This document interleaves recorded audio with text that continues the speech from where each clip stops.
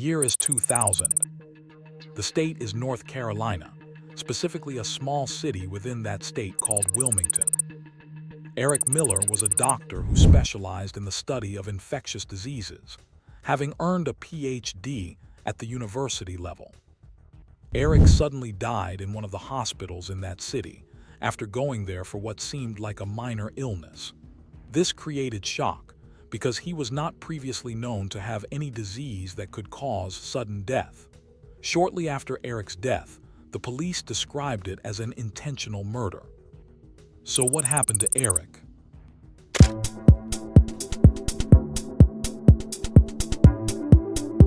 Eric Miller grew up in a small town in the state of Indiana, in the United States.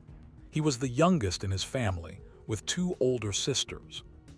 He was described as a well-mannered person, with deep emotional sensitivity, someone who always put others before himself. That is how his family testified about him. In high school, he was athletic, and he stood out among the students he studied with. After finishing high school and starting university, he met a girl named Anna, whom he had known when they were young. Anna, whose personality was not different from his, was also someone who loved fitness. In addition to that, she was beautiful, and Eric admired her deeply. As soon as they finished university, they got married, beginning a new life together. After marriage, they moved from Indiana to North Carolina. Anna, now Eric's wife, did not continue her education. Instead, she found a job at a large pharmacy in the same state. Meanwhile, Eric completed his PhD and soon after began working at a research facility where methods of preventing infectious diseases were studied. Eric was extremely satisfied with his job.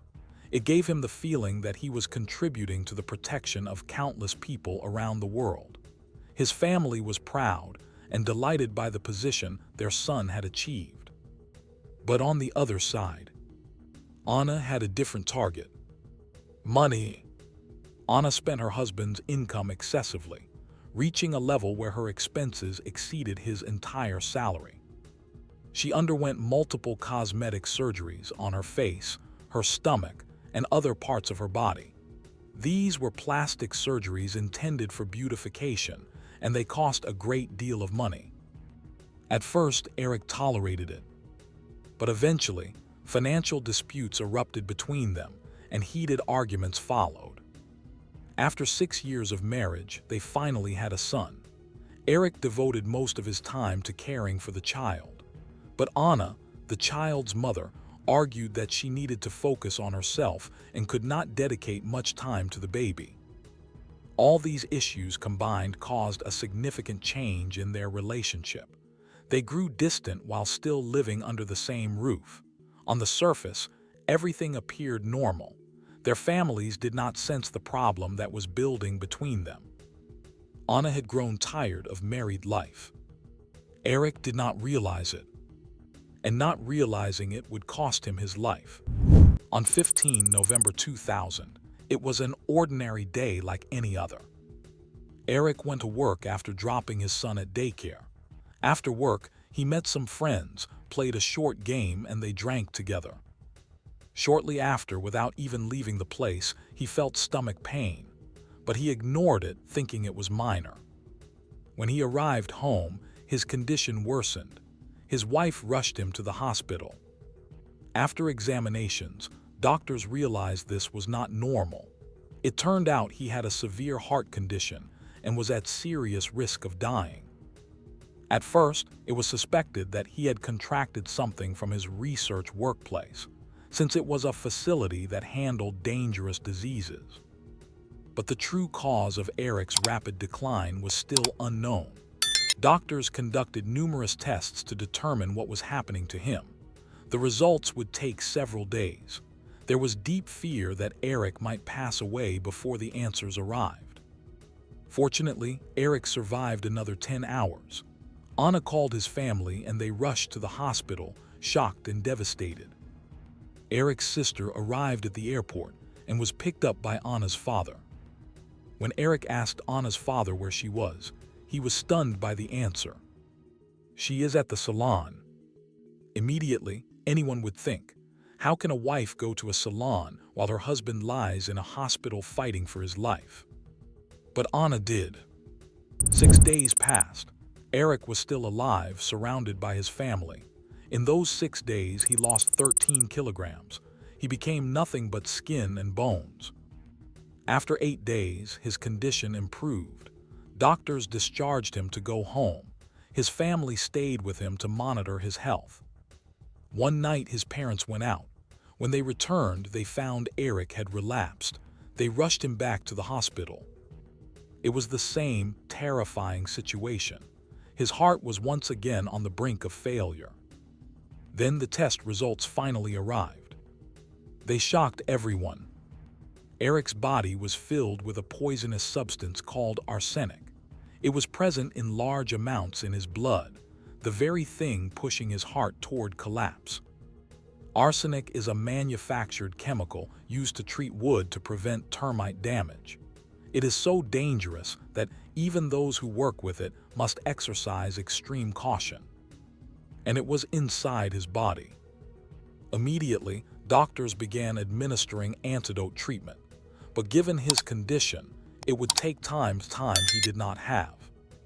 The hospital informed the police. Eric was questioned. Was there anyone close to him who could have done this? He had no idea. That same night, his family returned home, leaving Anna with him. At 1 a.m., Anna stepped out of his room. At 1:30 a.m., she returned. Eric was dead. That was how Eric Miller died. A criminal investigation began immediately. The police searched for the person who poisoned him. No trace of arsenic was found at his workplace. This kind of poisoning can only be done by someone you see every day, at home, at work, or somewhere close. It is not something that happens by accident. It is intentional. The police began examining Eric and Anna's private life. They searched everything Eric owned. They also investigated Anna and found something unexpected on her phone. She was having an affair with a coworker named Daryl Willard, a married man. Strangely, the place where Anna and Daryl worked had access to arsenic, the same substance that killed Eric. Even more disturbing, Daryl was among the friends Eric met the first night he felt sick. Did Daryl poison Eric, or was something else hidden? Was Anna involved? These questions flooded the minds of investigators. While Eric was sick, Anna had been in constant contact with Daryl, speaking for over 10 hours at times. On the night Eric died, she spoke with Daryl for 30 minutes before returning to his room and discovering him dead. Police questioned Eric's family. Could Anna be responsible? The family defended her. Daryl was questioned as well. He denied everything and requested a lawyer. The next day, Daryl was found dead in his home. He had shot himself in the head. He took the secrets with him. The case became more complicated. Every door to the truth seemed closed. Anna moved to another city. She started a new job. She began a relationship with another man. Eric's family was shocked at how quickly she moved on. Later, it was discovered that even while Eric was hospitalized, arsenic had been injected into his body multiple times. The only person who had access and could freely enter the hospital was Anna. Still, there was no concrete evidence. The case remained open. In 2004, everything changed. Investigators discovered a letter Daryl had written to his lawyer before his suicide. Anna Miller was immediately arrested. She had no idea what the police had found. She was fully confident she would be released. In court, Daryl's letter was read aloud. He wrote that Anna had taken a syringe filled with arsenic and injected it into Eric's IV line when she was alone in the room. That was how Eric died. In December 2004, Anna confessed. She was sentenced to 25 years in prison. She will be eligible for release in 2030.